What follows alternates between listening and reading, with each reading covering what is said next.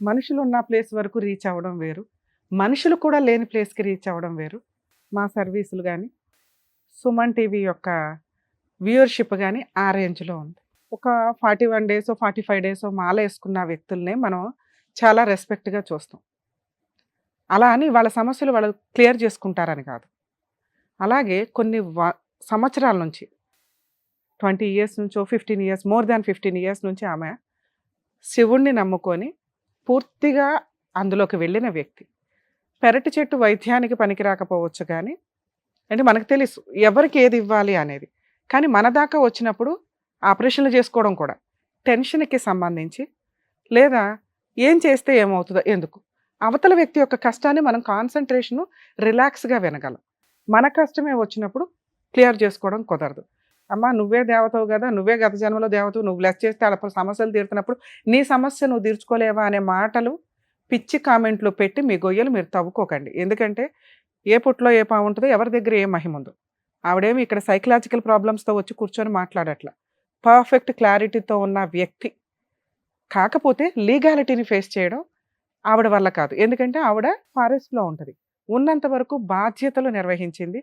ఒక పిల్లవాడు పెళ్లి చేసుకొని పిల్లల్ని కనేసి వదిలేస్తే, ఒక స్త్రీగా కష్టపడి వేరే కంట్రీ ఎళ్లి పిల్లల్ని కాపాడుకోవడం కోసం ఈ రోజున చాలామందిని మనం చూస్తామండి. దుబాయ్ అని, సౌదీ అని, కువైట్‌లని వెళ్ళి తిని తినక కష్టాలు పడి డబ్బులు ఇక్కడ పంపిస్తే అమ్మకో, అక్కకో, తమ్ముడికో లేకపోతే భర్తకో వాడుకొని తిని పడేసి లేదా వాళ్ళ పేర్ల మీద ఇల్లు కొనుక్కొని వీళ్ళొచ్చేసరికి అరచేయి చూపిస్తున్నారు. మీ కష్టార్జితాన్ని మీరు మీ ఇంట్లో వాళ్ళకి పంపిస్తున్నప్పుడు అమ్మ తల్లులు కష్టపడుతున్న వ్యక్తులు మీరే జాగ్రత్త చేసుకోండి. మీకు నమ్మకం ఉన్న వ్యక్తులకే ఇచ్చి పంపించండి.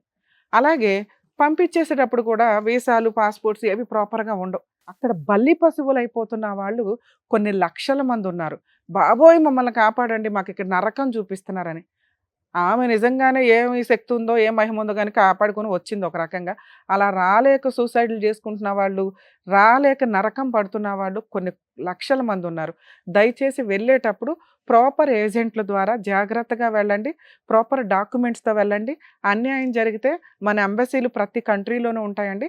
వాళ్ళ నంబర్‌లు కూడా ముందుగానే ఏజెంట్ల దగ్గర నుంచి తీసుకోండి. మీకు హెల్ప్ కావాలంటే అక్కడి నుంచి వస్తది. విషయానికొస్తే ఆమె ఫారెస్ట్‌లో ఉన్న బాధితులకి ఎప్పుడు కూడా ఒక మాట మంత్రంలాగా పనిచేస్తది. ఎందుకు మనం ఒక మంత్రాలు గాని, ఏదైనా మాట్లాడుతుంటే ఆ వైబ్రేషన్స్‌కి సౌండ్ తోటో, మ్యూజిక్ తోటో అనారోగ్యాలు క్యూర్ అవుతాయని ఎందుకంటారంటే అదొక రిలాక్సేషన్. ఆ మంత్రం ఒక రిలాక్సేషన్. మా మాట ఒక రిలాక్సేషన్, ఒక ధైర్యం. అలాగే ఆమె చెప్పే మాటలు ఆమెని నమ్ముకొని అక్కడ వెళ్ళిన వ్యక్తులకి ప్రాబ్లమ్ సాల్వ్ చేస్తాం. అలా ఆవిడ ఆ గుడి దగ్గర ఫేమస్ అయ్యారు. మనిషి అన్నాక సహజమైన కుళ్ళు ఉంటదిగా. ఇక సహజంగా కుళ్ళు లేదంటే పిచ్చిగా తిరుగుతా ఉండాలి.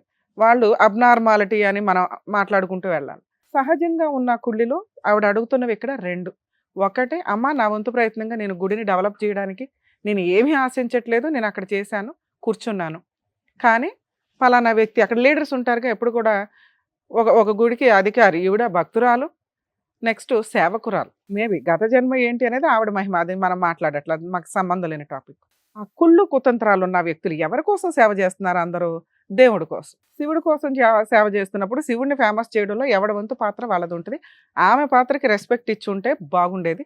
ఆవిడ అంత సర్వీస్ చేసి మళ్ళీ సీఎం దగ్గరకో, డిప్యూటీ సీఎం గారి దగ్గరకో, ఇంకొకళ్ళ దగ్గరకో వెళ్ళాల్సిన పరిస్థితొస్తుంది. ఆ లోకల్ వ్యక్తులు ఎవరైతే ఉన్నారో ఇది కూడా లీగాలిటీయే. ఎందుకంటే బాగా గుడి డెవలప్ అయితే ఎండోమెంట్ తీసుకుంటది. ఒక రేంజ్ ఆఫ్ ఇన్‌కమ్ స్టార్ట్ అయిన తర్వాత.